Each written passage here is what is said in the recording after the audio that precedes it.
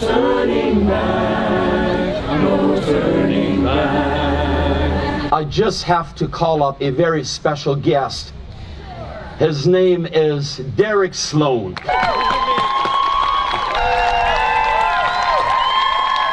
Hello there! How are you doing?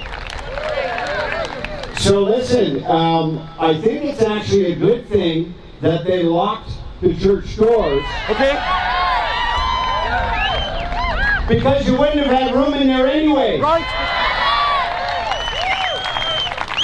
I told the pastor here, we better have a change of government by winter. Okay.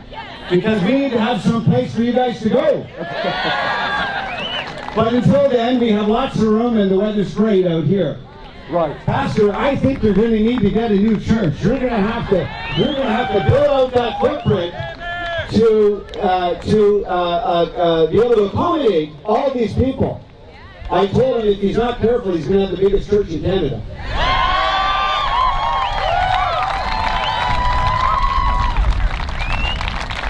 I'm really happy to be here today, and I always love to see the joyful singing and just the happiness of just being normal and going to church and doing all those kinds of things. I'm happy to be here. And, you know, I'm not going to bring politics into church today. But it's interesting that, you know, some people are allowed to protest for some issues, you know, unmolested. All right. And others who just, you know, want to go to church and, yes, sir. and just open things up and get back to normal are targeted. All right. And I think that's a contravention of the rule of law. Yes, sir. I think that's a contravention of oaths that police and others yes, take. sir. And I think it's unfair that some people feel the need to promote and go to some protests, and yet they clamp down on others as if COVID has political preferences with, all right. with which all right. protests. You hit it right on. So thank you so much for coming today. And I'm happy and proud to be here. And I just wanted to end with a Bible verse that I know. It comes from 2 Timothy 4. And it has to do with the Apostle Paul when he's at the end of his life. Yes. He's lived a long life. He's had ups, he's had downs. And he's actually about to be martyred for his faith. And he looks forward. He looks forward with joy. And he said, I have ran a good race, and I have kept the faith. Yes. Yes. And sometimes this race can keep long. Yes, sir. And sometimes what we're going through now feels like it will never end. But in our own sphere, and you know, in Pastor Henry's sphere, that's the sphere of a church. But there's so many of us who have different spheres in our life. And maybe in the sphere of our family, in our work, whatever it is we do, may we be able to say that we have fought a good fight. Yes, amen. That we have ran a good race. Right. And that we have kept the faith. Yes. Thank you so much for having me here today. God bless you, and God bless Canada. Thank you. Amen. Thank you, sir. Appreciate that so very much. Yeah, God bless.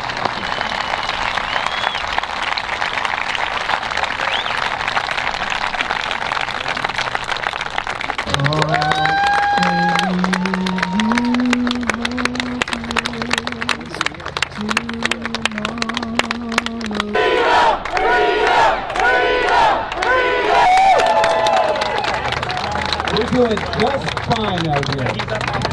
There's a lot of people here today. I'm really excited to see you. I was just at a church service in Aylmer that probably had 1,000 people.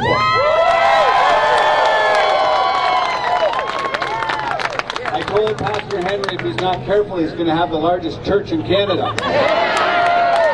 So keep going, Pastor Henry, keep going. I just asked the government 2 days ago the question of why Justin Trudeau seems to be speaking out of both sides of his mouth when it comes to protests. Okay? If you're protesting, for example, in favor of Palestine, which is legal and fine, and if that's what you want to do, let's do it. He says, you have every right to protest. Right. Right? If it's other issues that have to do with racism and so on, he attended an event with cabinet members in Ottawa during Ontario's lockdown, against the rules of Ontario's lockdown. Dr. Tan and others said, hey, that was showing leadership. That's great. That's healthy. Oh, by the way, there wasn't any cases traced to outdoor transmission. This is what Dr. Tam said last summer. Said it last summer. Only about this event that Trudeau was at. Right. Then a few weeks ago, Trudeau was saying that he wanted, the pro-Palestinian thing, but please no racism, guys. Then the week right after, he says, "Oh, but these lockdown protesters, they're doing. I know they want to open up, but it's unsafe.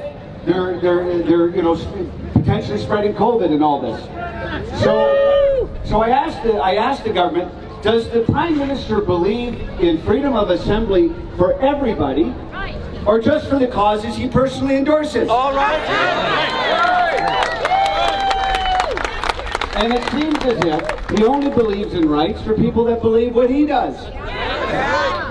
And he seems to think that COVID is a dangerous virus that has a political agenda. Right? Like it will pass vociferously at some rallies, but not at others, like the ones that he goes to. And so, I mentioned, listen, I'm a sitting MP and I've got 3 summons for going to these rallies, and yet you're tweeting that we should have the right to assemble. So what is it? Which one is it? Do you stand for all of us to rally, or no? That's right. The greatest patriotic movements this country has ever seen.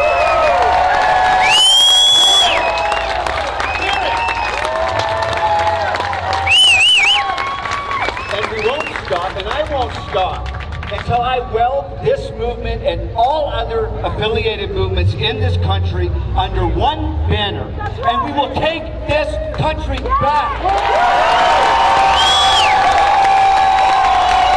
4 times, 5 times, 6 times, 7 times.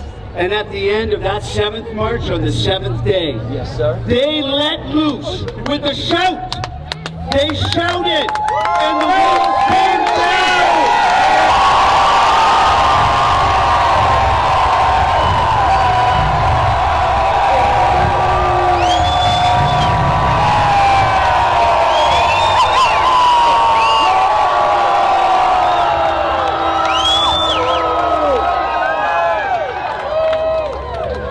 The walls are breaking. Thank you for being here today. Do not stop fighting. I'm not going to stop fighting. God bless you, and God bless Canada. And let's call wrong what is wrong. Let's call evil for what it is. And let's be Canada. Let's be on the foundation.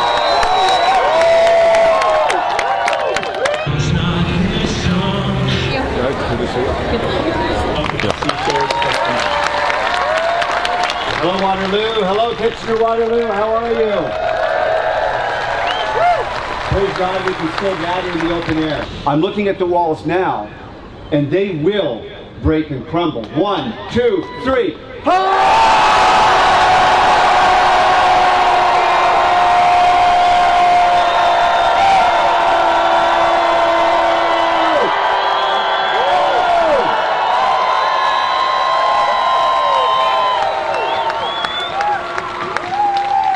Thank you so much. God bless you, and God bless Canada.